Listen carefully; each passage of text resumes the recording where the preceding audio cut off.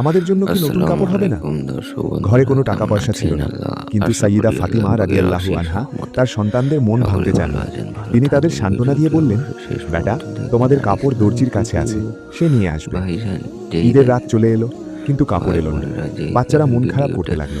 বেশি তখন বেশি সাইয়্যিদা সবাইকে ফাতিমা শেয়ার করে রাদিয়াল্লাহু দেন। আনহা নামাজের জায়নামাজে বসে তারপর থেকে আল্লাহর কাছে আসলে দোয়া করতে লাগলেন, আমরা ইসলাম যেন তার ভিডিওটি সন্তানদের মন না শেয়ার না ভাঙে। করে কে করবে? এমন সময় আপনারা শেয়ার দরজায় করুন, কড়া নাড়ার শব্দ হলো। এক ব্যক্তি আওয়াজ দিল, অবশ্যই শেয়ার হে করুন। আহলে বাইত, আর ভালো আপনার লাগলে একটু শাহজাদাদের লাইক কাপড় দিবে নিয়ে আর নিন। কমেন্টে জানাবে সৈয়দা ভিডিওটি কেমন ফাতিমা লেগেছে। রাদিয়াল্লাহু আনহা দরজা খুলে সেই থলিটি নিলেন। খুলে দেখলেন সেখানে 2 জোড়া কাপড়, একটি সবুজ রঙের আর একটি লাল রঙের। সকালে বাচ্চারা আনন্দের সাথে সেই কাপড় পরে নানাজানের কাছে গেল। তিনি তাদের দেখে মুচকি হাসলেন।